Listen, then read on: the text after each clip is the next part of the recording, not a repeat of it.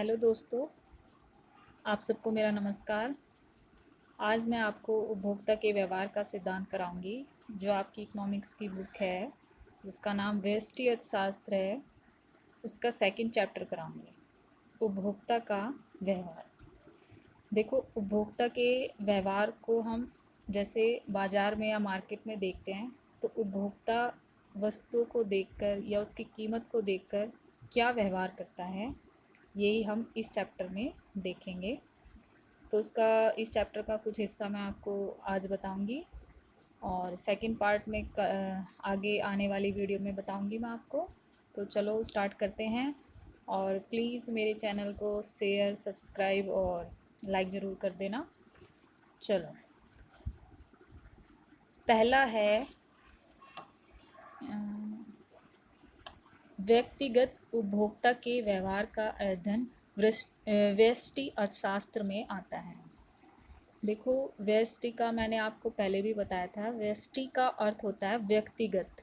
व्यक्तिगत मतलब जब हम एक उत्पादक, एक व्यापारी या एक उपभोक्ता की आर्थिक इकाइयों का जब हम अध्ययन करते हैं, तो वो किसके अंतर्गत आता है? व्यष्टि अर्थशास्त्र के अंतर्गत आता है, जिसमें उपभोक्ता को यह निर्णय करना पड़ता है कि वह अपनी सीमित आय से कौन सी वस्तु का चयन करे।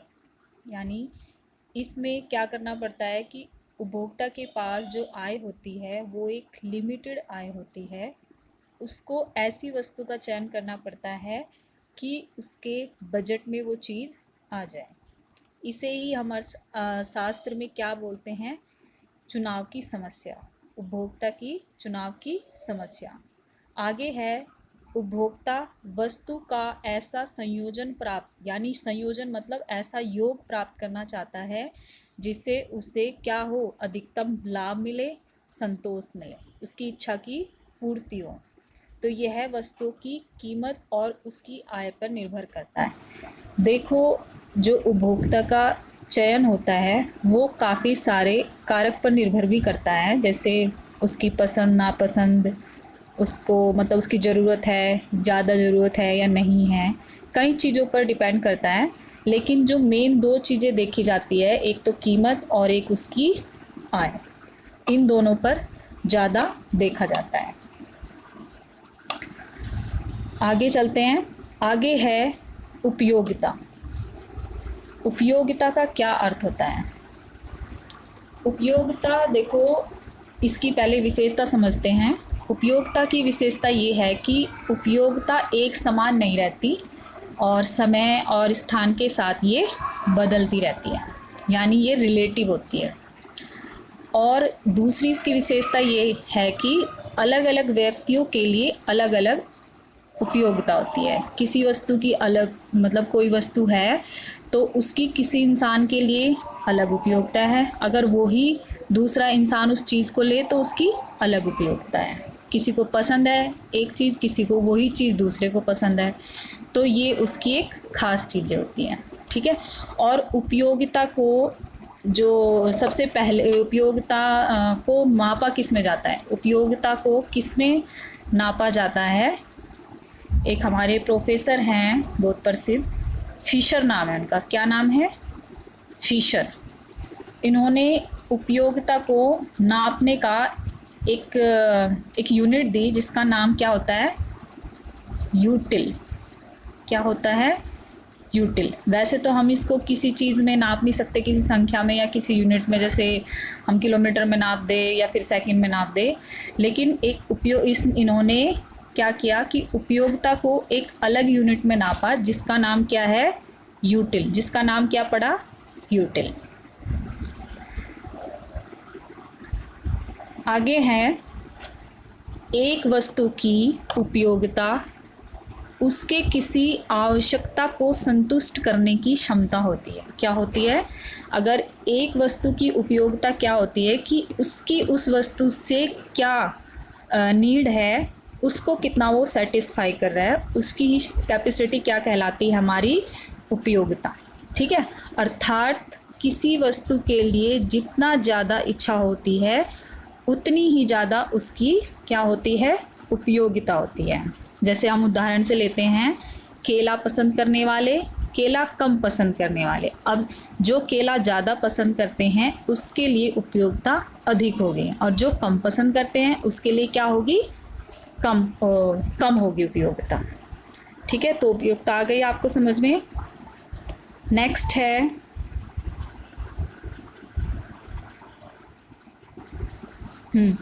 उपयोगिता का विश्लेषण दो तरीके से किया जाता है। विश्लेषण मतलब टुकड़ों में तोड़ना। किसी चीज़ों को हम टुकड़ों में तोड़ तोड़ के उसकी समस्याओं को जब हल करते हैं तो हम उसको बोलते हैं विश्लेषण। तो ये दो तरीके से किया जाता है। पहला है गणनावाचक के उपयोगिता का विश्लेषण, यानी कार्डिनल यूटिलिटी एनालिसिस। सेकंड है कर्मवाचक उपयोगिता विश्लेषण, यानी ऑर्डिनल। क्या होता है इसका, ऑर्डिनल क्रम में देना किसी चीज़ को, और गणनावाचक किसी को उपयोगिता को किस में लिखना, संख्या में। किस में रखना, संख्या में। चलो पहले करते हैं इसका गणनावाचक उपयोगिता। गणनावाचक उपयोगिता विश्लेषण। इसमें क्या कहा गया है कि इसमें उपयोगिता के स्तर को संख्याओं में प्रस्तुत किया जाता है। जैसे एक कमीज़ मुझे 50 इकाई उपयोगिता देती है। इसमें संख्या में दिखाया जाता है। हम कोई भी उपयोगिता का जो स्तर होता है उसको हम किस में दिखाते हैं, संख्या में दिखाते हैं। जैसे एक कमीज है तो वो कमीज हमें कितना दे रहा है, 50 इकाई उपयोगिता दे रहा है। कोई पेंसिल है तो वो हमें कितनी उपयोगिता दे रही है, वो 10 इकाई दे रही है। तो इस तरीके से हम उसको संख्या में नापते हैं। इसमें दो शब्द आते हैं, पहला है कुल उपयोगिता और दूसरा है सीमांत उपयोगिता। चलो पहले करते हैं हम कुल उपयोगिता।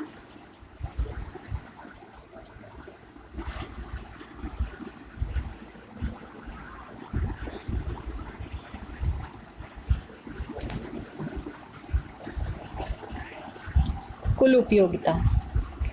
कुल उपयोगिता क्या है कि कुल उपयोगिता एक वस्तु की एक निश्चित मात्रा से प्राप्त उपयोगिता का योग होता है। इसे TU भी लिखते हैं। तो TU का मतलब टोटल यूटिलिटी। इसको शॉर्ट फॉर्म में हम क्या लिखते हैं, TU। MU का मतलब मार्जिनल यूटिलिटी। ठीक है, तो जो कुल उपयोगिता होती है, कुल उपयोगिता अगर कोई एक वस्तु है उसकी, मतलब कोई भी मान लो केला है, अगर किसी को भूख लगी है, उसको एक केला दिख जाए तो उसे प्राप्त करने की उसे ज़्यादा इच्छा होगी। अब जब उसको एक केला वो खा लेगा तो वो एक केला उसको ज़्यादा संतुष्टि देगा, तो उसके लिए उसकी क्या होगी, ज़्यादा उपयोगिता होगी। अब उसको अगर और भी केले मिल जाते हैं, अगर उसको दूसरा केला मिलता है तो वो इससे कम उपयोगिता देगा, क्योंकि उसकी थोड़ी सी भूख मिट गई है, दूसरे से उसकी और भूख मिटेगी। अब तीसरे में आते हैं, तीसरा भी मिला उसको, लेकिन तीसरे से भी क्या हुआ, उसको थोड़ी इससे कम उपयोगिता मिली। तो धीरे धीरे उसकी भूख जब शांत हो जाएगी तो उस केले की उपयोगिता भी क्या हो जाएगी, उसके लिए कम होती चली जाएगी। तो इसीलिए हम इसको क्या बोलते हैं, मार्जिनल यूटिलिटी। जब हम कोई एक इकाई प्राप्त करते हैं, फिर दूसरी प्राप्त करते हैं, फिर तीसरी प्राप्त करते हैं, तो धीरे धीरे क्या होती है, उपयोगिता कम होती जाती है। आखिर में आके क्या होता है कि एक समय ऐसा आता है जब MU क्या हो जाता है, 0, यानी उसकी TU में कोई भी परिवर्तन नहीं होता, कोई भी परिवर्तन नहीं होता। और जब MU ऋणात्मक में चली जाती है, यानी माइनस में चली जाती है, तो टोटल यूटिलिटी घटने लगती है। क्या होने लगती है, घटने लगती है। तो कुल उपयोगिता अगर हम सभी मार्जिनल यूनिट्स को, अगर सभी जो मार्जिनल यूटिल्स हैं उनको अगर हम जोड़ दिया जाए तो टोटल क्या आएगा, TU प्राप्त होगा, यानी टोटल यूटिलिटी हमें प्राप्त हो। तो ये हमारी क्या होती है, कुल उपयोगिता। नेक्स्ट है सीमांत उपयोगिता। सीमांत उपयोगिता, हाँ एक चीज़ और, जो कुल उपयोगिता होती है वो किस पर निर्भर करती है, वो एक वस्तु की जो मात्रा होती है ना उस पर निर्भर करती है। जितनी मतलब मात्रा होगी उसको इतनी ज़्यादा क्या मिलेगी, उपयोगिता मिलेगी। ठीक है, चलो नेक्स्ट है सीमांत उपयोगिता। सीमांत का मतलब होता है अंतिम। क्या होता है, अंतिम। कुल उपयोगिता में परिवर्तन होता है, यानी सीमांत उपयोगिता में क्या होता है, जब सीमांत उपयोगिता जुड़ती जाती है तो कुल उपयोगिता में भी क्या होता है, TU में भी क्या होता है, परिवर्तन होता जाता है। जो वस्तुओं की एक अतिरिक्त इकाई के उपभोग से क्या होती है, प्राप्त होती है। एक एक्स्ट्रा जो हम इकाई यूज़ करते हैं उसका अगर हम उपयोग करते हैं तो उसके उपभोग से क्या हो जाता है, कुल उपयोगिता में परिवर्तन हो जाता है। उसको ही हम क्या बोलते हैं, सीमांत उपयोगिता, यानी मार्जिनल यूटिलिटी। इसको हम MU से लिखते हैं। और MU निकालते कैसे हैं कि अगर टोटल जो है, एक मान लो एक सीरीज चलती रहती है, जैसे TU1 ऐसे, 2 मिनट, जैसे TU1, TU2, TU3। तो मार्जिनल हम कैसे निकालेंगे, हम मार्जिनल यूनिट्स कैसे निकालेंगे, हम यूटिल, तो इसमें से यानी T2 में से, यानी इसमें से इसको माइनस करेंगे, इसमें से इसको माइनस करेंगे, तो ये हमें क्या मिलते जाएंगे, MU मिलते जाएंगे। ठीक है, चलो आगे है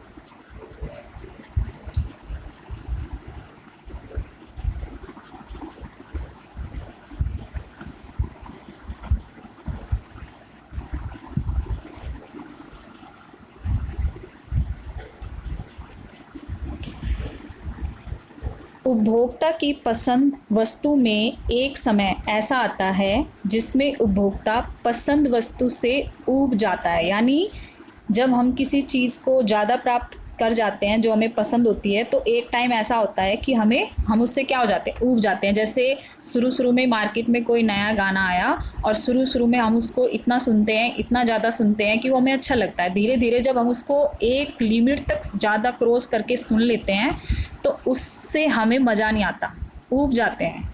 तो क्या होता है कि ये मार्जिनल जो यूटिल होता है, ये एक टाइम पे ऐसा होता है कि वो घटने लग जाती है और वस्तु की उपयोगिता क्या होती है, घटने लगती है। तो वह कभी क्या होती है, ऋणात्मक हो जाती है, तो वो माइनस में चली जाती है। एक स्थिति में इसी को हम क्या बोलते हैं, ह्रासमान उपयोगिता का नियम बोलते हैं, क्योंकि TU एक टाइम पे क्या होता है, नीचे चला जाता है, घटने लगता है। इसी सिद्धांत को हम बोलते हैं ह्रासमान उपयोगिता नियम का सिद्धांत। ठीक है, और आगे है वस्तु की कीमत और मात्रा में क्या होता है, ऋणात्मक संबंध होता है, यानी अपोजिट संबंध होता है। कीमत अगर बढ़ेगी तो मात्रा घटेगी, मात्रा अगर बढ़ेगी तो कीमत घटेगी। ठीक है, वस्तु की कीमत जितनी अधिक होगी उतनी ही वस्तु की मात्रा क्या हो जाएगी, कम हो जाएगी।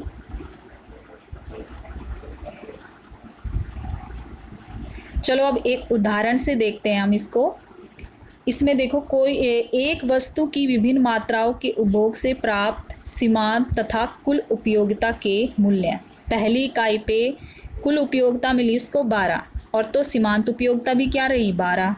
दूसरी इकाई का जब उसने उपभोग किया तो उसको उपयोगिता कुल मिली कितनी, 18, लेकिन उसको सीमांत उपयोगिता कितनी थी उसकी, 6। तो ये 6 कैसे आया, जब 18 में से, यानी TU, यानी ये क्या है, TU2, और ये क्या है, TU1। जब हम TU2 में से TU1 घटाएंगे तब हमें क्या मिलेगा, MU मिलेगा। तो यानी 18 में से हम कितने माइनस करें, 16। 18 में से हम कितने माइनस करें, 16। तो हमें कितने मिलेंगे, कितने मिलेंगे हमें, 4। सॉरी मैंने गलत कर दिया। 18 में से हम कितने करें, 18 में से हमारी पहली ये दूसरे वाली ये है और पहले वाली है। 18 में से अगर हम 12 माइनस करते हैं तो हमें सीमांत उपयोगिता मिलती है कितनी, 6। ठीक है। इसी तरह अगर हम 22 में से 18 करते हैं तो हमें कितनी मिलेगी, 4। इसी तरह से ये दिया गया है, यानी इसमें से इसको घटाओ, इसमें से इसको घटाओ, इसमें से इसको घटाओ, इसमें से इसको घटाओ, तो ये हमें सीमांत उपयोगिता देते हैं, जो एक अतिरिक्त एक एक्स्ट्रा इकाई का यूज़ करने पे ये क्या होती जा रही है, लगातार ये घटती जा रही है। क्या हो रही है, लगातार घटती जा रही है। एक टाइम ऐसा आता है, एक टाइम ऐसा आता है कि ये 0 पे आ जाती है और टोटल जो TU होता है, जो टोटल यूटिलिटी होती है, उसमें कोई भी परिवर्तन नहीं होता, वो 24 का 24 ही रहता है। उसमें जब कोई परिवर्तन ही नहीं हुआ, क्योंकि मार्जिनल जो यूटिल थी वो हमारी क्या होगी, 0। और जब 0 से ऋणात्मक में चली जाती है तो वो एक तरह से एक टाइम क्या होता है कि TU घटने लगता है। इसी को हम बोलते हैं ह्रासमान का सिद्धांत। ठीक है। ये हमारा हो गया किसका,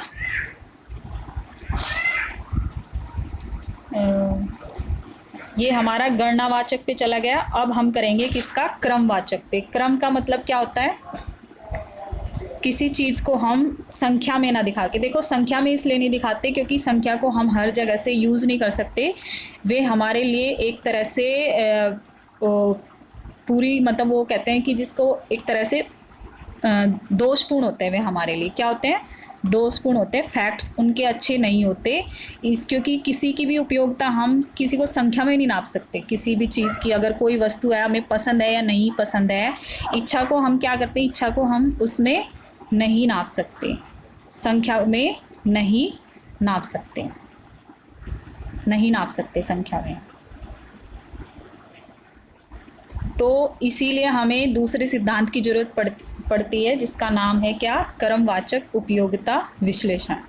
इसमें देखो क्या होता है कि हम किसी भी इंसान की वस्तु को लेके जो इच्छाएं होती है उसको हम क्या करते हैं, कर्म देते हैं। क्या देते हैं, ऑर्डर देते हैं, एक ऑर्डर देते हैं।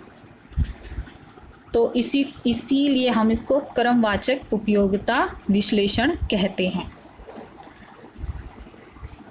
उपयोगिता का संख्या में बताना क्या है, एक दोषपूर्ण हो सकता है। क्या हो सकता है, दोषपूर्ण हो सकता है। इसीलिए हम उपयोगिता को क्रम में बताना ज़्यादा पसंद करते हैं। इसमें देखो क्या होता है कि हम उपभोक्ता बंडल बनाते हैं, फिर उसको क्या देते हैं, ऑर्डर देते हैं, कर्म देते हैं। फिर उसको उपभोक्ता बंडल में कम से कम 2 वस्तुओं की हमें क्या पड़ती है, ज़रूरत पड़ती है। सभी उपभोक्ता बंडल के सेट को अंदिमान वक्र पर दर्शाया जाता है। उसमें हम नंबर देते थे, गणनावाचक में क्या देते थे, हम नंबर संख्या से व्यक्त करते थे। इसमें हम क्या देंगे, एक जब हम क्रमवाचक उपयोगिता देखते हैं तो उसमें ये वर्ड आएगा, अधिमान वक्र। अधिमान वक्र का मतलब ये, अधिमान का मतलब ये होता है कि वरीयता, हम किसको वरीयता दे, किसको फर्स्ट पे रखे, किसको सेकंड पे रखे, किसी को थर्ड पे रखे। इस तरीके से हम उपभोक्ता बंडल के सेट्स बनाते हैं और उनको फिर हम क्या देते हैं, कर्म देते हैं। आगे है अधिमान वक्र को हम क्या बोलते हैं, तटस्थता वक्र, उदासीन वक्र भी बोलते हैं। कैसे, जो तटस्थता वक्र कैसे क्यों बोलते हैं, क्योंकि आपने पहले भी सुना होगा हिस्ट्री में, जो हमारे नेहरू जी थे ना, उन्होंने पूंजीवाद अपनाया ना, उन्होंने मतलब सॉरी USA को की तरफ गए ना, फिर वे सोवियत संघ की तरफ गए। तो वे क्या रहे, उनसे तटस्थ रहे, यानी एक तरह से अलग रहे। इसलिए उन्होंने क्या बनाया, गुट निरपेक्ष एक संगठन बनाया। तो इसी को हम क्या बोलते हैं, तटस्थ। यानी ना तो इसमें रहना, ना मुझे इसको ज़्यादा पसंद करना, ना मुझे इसको ज़्यादा पसंद करना, बैलेंस बना के रखना। तो इसको ही हम तटस्थ रहना या फिर उदासीन भी उसको बोलते हैं। यानी ना मुझे, मैं इसकी तरफ भी अच्छा बुरा कुछ नहीं बोलूँगा और मैं इसकी तरफ भी अच्छा बुरा कुछ नहीं बोलूँगा। तो इसी को हम बोलते हैं उदासीनता वक्र। ठीक है, अधिमान वक्र को तटस्थ वक्र भी बोलते हैं और उदासीनता भी बोलते हैं। आगे है तटस्थता वक्र। एक ऐसा वक्र होता है जो उपभोक्ता को समान संतुष्टि देने वाले विभिन्न वस्तुओं के संयोजनों या बंडल को एक रेखा चित्र के रूप में दिखाता है। हम जानते हैं कि यह सभी बंडल उपभोक्ता को एक समान संतुष्टि देते हैं, अतः वह उनके प्रति क्या होता है, उदासीन होता है। इसमें हम ये करते हैं कि कोई भी दो चीज़ लेते हैं, एक पेन ले लिया हमने, एक पेंसिल ले लिया। अब ये दो वस्तुएं, इनका योग यानी इनका संयोजन, इनके बंडल बनाते हैं। इन दो वस्तुओं को लेके हम क्या बनाते हैं, बंडल बनाते हैं। यानी एक मुझे 12 पसंद है और एक ये, एक बंडल ये बन गया, एक में 2 6 का बन गया और एक में बन गया 3 4 का। यानी सॉरी, ये मल्टीप्लाई में होते हैं, क्या होते हैं, ये गुना में होते हैं, लेकिन टोटल वही आएगा। यानी 1 को मल्टीप्लाई करेंगे 12 से तो 12 ही आएगा।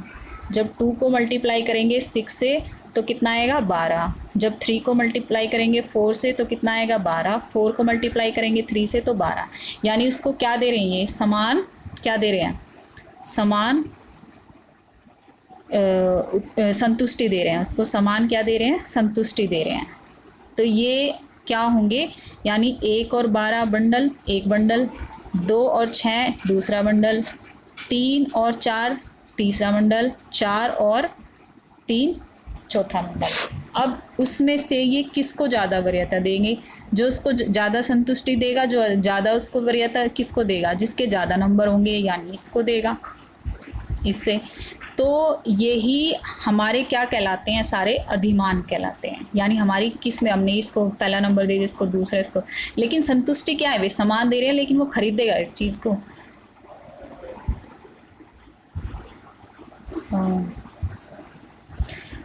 तो ये पेन और पेंसिल का हमने बता दिया कैसे बंडल बनाते हैं और कैसे उसको जब जिन दोनों का मल्टीप्लाई हम करेंगे तो इनका टोटल क्या होगा, संयोजन भी क्या होगा, टोटल वही आएगा। जैसे इसका 12 है, इसका भी 12 आएगा, इसका भी 12 आएगा, इसका भी 12 आएगा। आगे है, चलो एक उदाहरण से देखते हैं हम। ऊपर दी गई तालिका से मान लेते हैं कि मोहन के पास एक पेन है और 12 उसके पास पेंसिल है। अब यदि हम मोहन से पूछते हैं कि वह एक पेन और पाने के लिए कितनी पेंसिल देने को तैयार है ताकि उसकी संतुष्टि क्या रहे, समान रहे। इस पर मोहन एक पेन और पाने के लिए 6 पेंसिल देने के लिए क्या हो जाता है, तैयार हो जाता है, जिससे उसकी संतुष्टि बराबर रहती है, वो ही रहती है जो पहले के लिए थी। अतः पेन की हर एक अतिरिक्त इकाई पाने के लिए पेंसिल की 6 इकाई देगा। इस तालिका में 2 वस्तुओं के विभिन्न बंडल दिए गए हैं जो कि मोहन को समान स्तर की संतुष्टि दे रहे हैं। यहाँ एक सामान की अतिरिक्त इकाई के लिए दूसरे सामान की वो 6 इकाइयों का बलिदान दे देता है और इसी बलिदान को हम क्या बोलते हैं, प्रतिस्थापन दर बोलते हैं। अतः एक पेन का प्रतिस्थापन क्या होगा, 6 पेंसिल, यानी सब्स्टिट्यूट एक तरह से उसको वो करेगा। इसमें ग्राफ में दे रखा है, जैसे 12 अगर वो पेंसिल लेता है तो वो एक पेन लेगा। जब वो 6 लेता है, 6 पेंसिल लेता है तो वो 2 पेन लेगा। जब वो 4 लेगा तो वो 3 इसमें एक। जब वो 2.5 लेगा तो वो 3.5 लेगा। तो इसी तरह से वो क्या बनाता है, क्रम बनाता रहता है। तो इसी को हम बोलते हैं अधिमान वक्र, इंडिफरेंस कर्व बोलते हैं जिसको इंग्लिश में। तो उसने देखो कैसे किया इसमें, जैसे 12 उसने लिया तो उसने एक पेन जब लिया तो उसने 12 पेंसिल ली। जब उसने 2 लिया, 2 पेन लिए तो उसने 6, यानी उसे दूसरे पेन जो उसने लिया उसके लिए उसको कितनी पेंसिल छोड़नी पड़ी, उसको 6 छोड़नी पड़ी। जब वो तीसरा लेगा तो उसको कितनी छोड़नी पड़ेगी, 8 छोड़नी पड़ेगी। ठीक है, तो इसी तरह से वो बढ़ता जाता है। आगे है, इस चित्र को हम पेन और पेंसिल का अधिमान वक्र कह सकते हैं। इसमें ABCD उपभोक्ता बंडल है। देखो चित्र कौन सा है, ये मानचित्र है। तो इसमें हम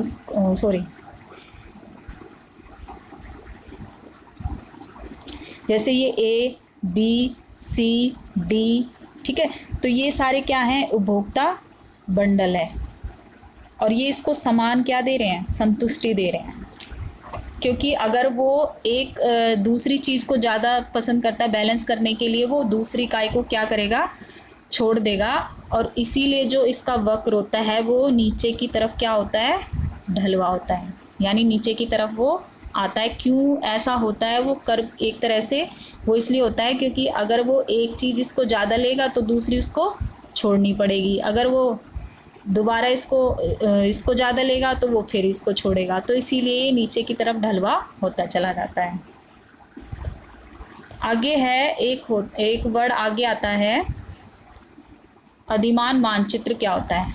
अधिमान मानचित्र ये होता है जब हम अगर दो वस्तु है, पेन या पेंसिल मान लो, अगर उसके कीमत के अलग अलग उसके हम बंडल बनाते हैं तो हमें कई सारे अधिमान वक्र मिलते हैं।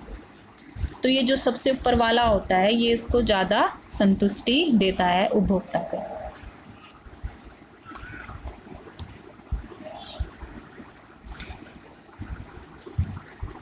इस चित्र अधिमान वक्र के समूह को दिखाता है, यानी C1 C2 C3 ये क्या है, सब मिला के अधिमान वक्र के समूह हैं। और जब इन समूह को हम ग्राफ में दिखाते हैं इसको ही बोलते हैं हम अधिमान मानचित्र। इसमें X और Y वस्तु की 3 विभिन्न अधिमान वक्र दे रखे हैं, जिसमें जो C3 है वो अधिमान वक्र का जो सबसे ऊंचाई पर है वो उसको ज़्यादा संतुष्टि देगा, जिसे उपभोक्ता क्या करेगा, ज़्यादा पसंद करेगा। अब आगे है तटस्थता वक्र के गुण, यानी अधिमान वक्र के क्या क्या गुण हैं। पहला तो ये है कि एक तटस्थ वक्र की ढलान बाएं से, यानी मान लो ये है तो ये बायां हो गया, लेफ्ट हो गया, और ये राइट हो गया। तो बाएं से ये नीचे दाएं ओर आती जाती है, ना ये इसको टच करता और ना ही ये इसको टच करता।